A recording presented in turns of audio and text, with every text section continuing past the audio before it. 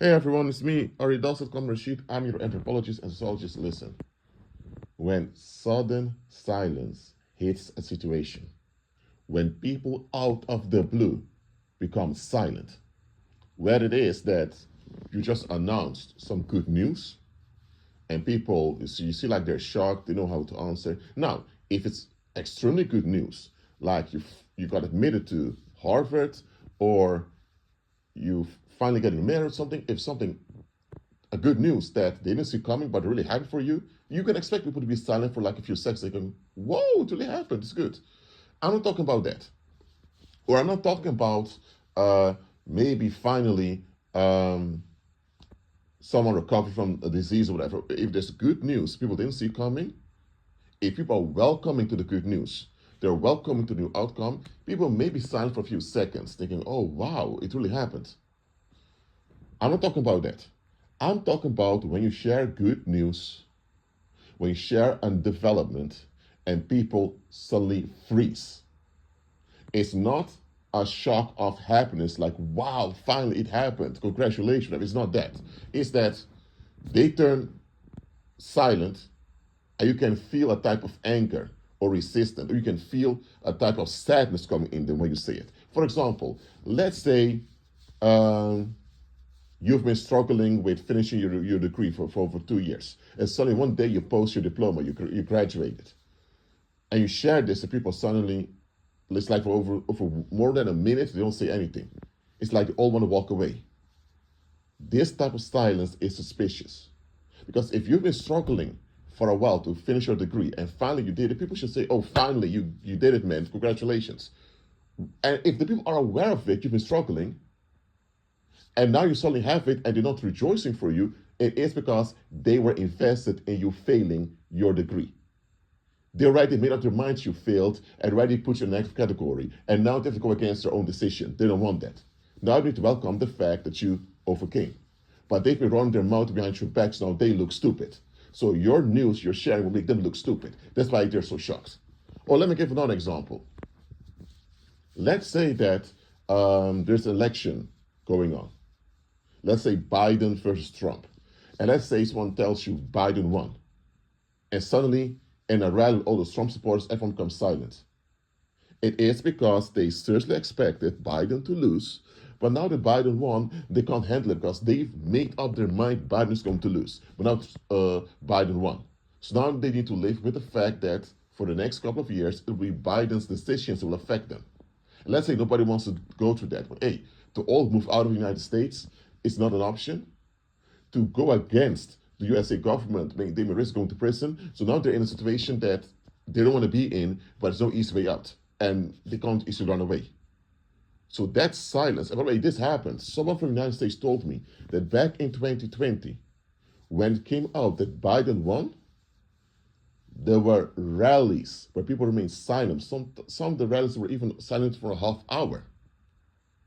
Look, I'm just using that as an example. I'm not going into the controversy of the 2020 election in the United States because a lot of controversy about it. I'm not going to talk about that. I'm using it as an example. Listen, when good news happens and people stay silent or they just walk away from you, or you tell them good news and out of the blue suddenly they say, oh, I'm sorry, I forgot, I have an appointment. It could be they already had an appointment and they had to leave. So it can be that you share good news and say, oh, that's good for you, I'm happy for you, and then they walk away because they have an appointment. Maybe that's the case. Maybe they were in a rush. But if people suddenly are in a rush, after you share some good news with them, or after some good news became public, I'm telling you, they were part of the resistance. They were part of whatever was hindering that good outcome. So now the good outcome happened anyway. They have to deal with the reality they didn't want. They have to deal with the reality they never asked for. They have to deal with the reality that goes against what they made up their mind to do. So now they have to go against themselves every day, and that's going to cause them stress. And that stress is going to afflict them internally. And this will also affect their daily lives, people around them. So that good outcome is backfiring on them. That's why they're silent. Now, why am I teaching you about this topic?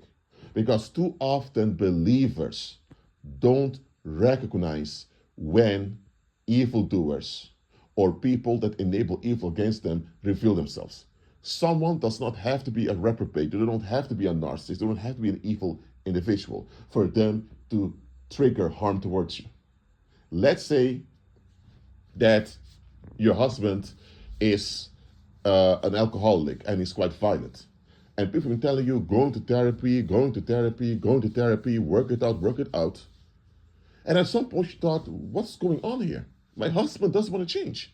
And I'm not going to put myself and my children at risk. So you went to your lawyer, you got your divorce, and guess what?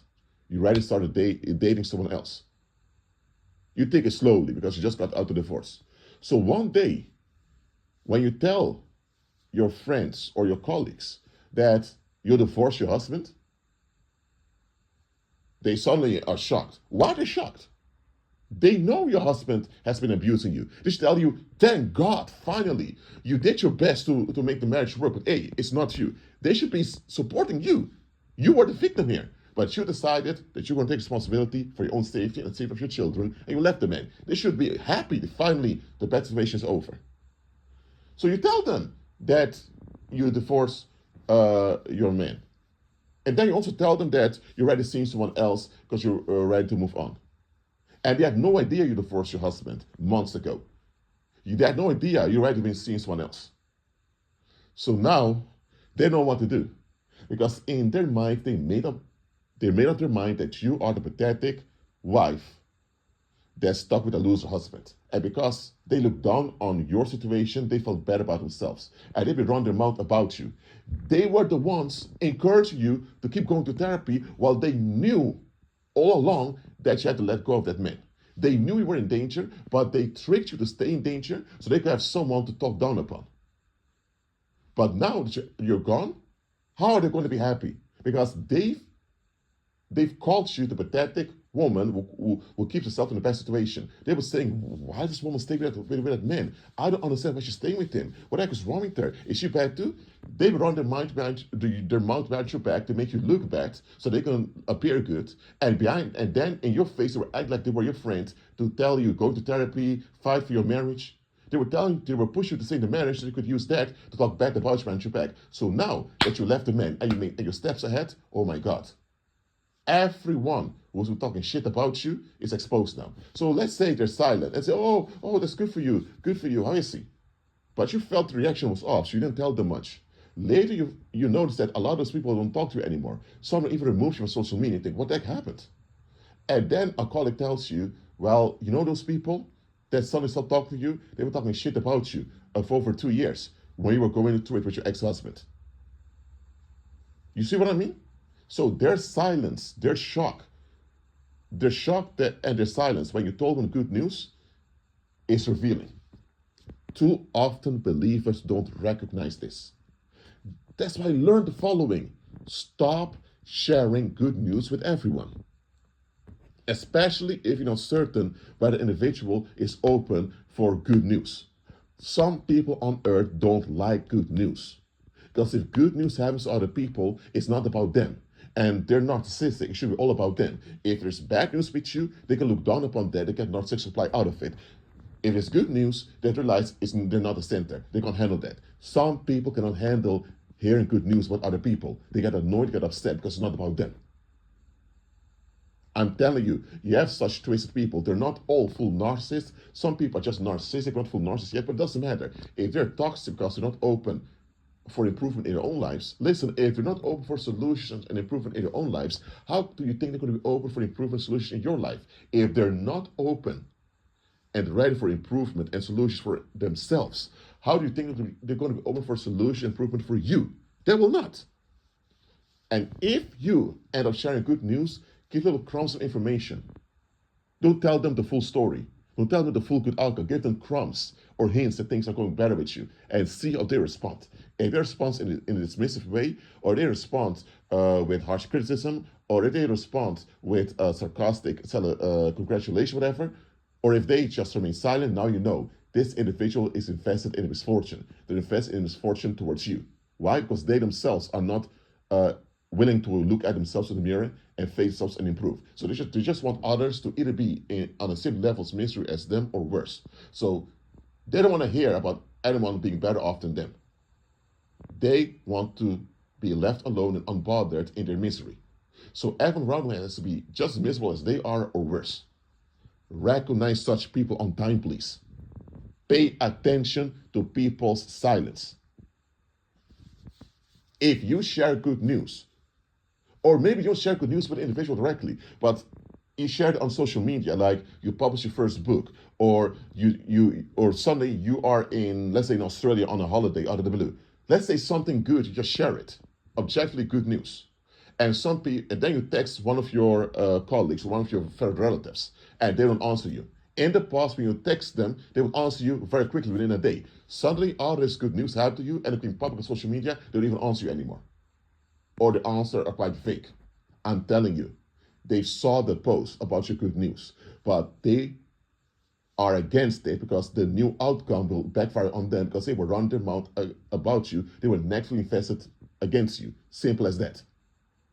Your good outcome will backfire on them. That's why they can't stand it, and that's why every time they see you or you're mentioned, it triggers embarrassment and shame in them. So that's why they avoid you now. Let such people go, and please recognize them on time. Don't carry such frenemies with you. Well, that's it for now. Keep on agreeing with Christ and be at peace.